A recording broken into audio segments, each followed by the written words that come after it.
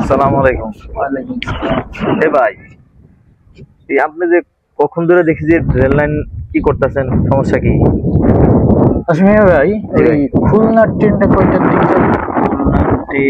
খুলনার ট্রেন তো বিকাল 5টায়। ও, রাজশাহীটা? রাজশাহীতে তো চলে গেছে। ঢাকারটা তো ছাড়বে কয়টা যাবে? ঢাকাটা একটা গেছে, আরেকটা একটু পরে। আর কুষ্টিয়াটা রাত্রে 10:30টার পর। আর ওই কক্সবাজারেরটা?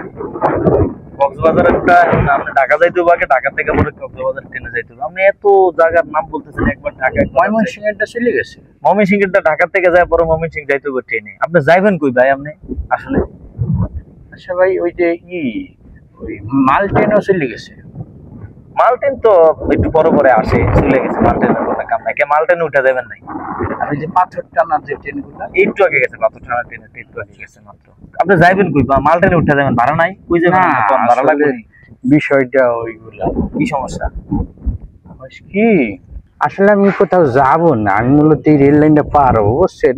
বর্তমানে পত্রপত্রিকায় যে পরিমাণ অ্যাক্সিডেন্টের খবর দেখতে আসি, হায়াত মুহূর্তের কথা তো বলা যায় না, কোন সময় পার হইতে ট্রেন একটা এসে সাতকে ডিপুসে দিয়ে চলে যায়, বলা তো যায় না। সচেতনতা ভালো। আচ্ছা, আমি আপনাকে জিগেই লইতে আসি আসলে, যাতে সচেতনতার সাথে লাইনটা পার হইতে পারি। এখন দেখা গেল সময় না যাই নিজে আমি পার হইতে গেলে আবার সাত করে একটা ট্রেন চলে তলে বুঝি তাহলে আপনি এতক্ষণ ধরে এরকম করতেছেন, এই তো ট্রেনের খবর লইছেন শুধু রাস্তা পার হওয়ার জন্য? হ্যাঁ হ্যাঁ। কতক্ষণ ধরে আপনি এমন করতেছেন? প্রায় 1/2 ঘন্টা হয়ে গেল। তা আপনি যদি এরকম ভাবে ট্রেনের খবর, ভাই এদিক দিয়ে আপনি পার হইতেছেন, দরকার কি? একটু সামনে গেলে তো উপর দিয়ে ওভার ব্রিজ আছে, ওটা দিয়ে পার হয়ে গেলে তো আপনি দেখেন না, ওই যে ওভার ব্রিজ দেখা যায়।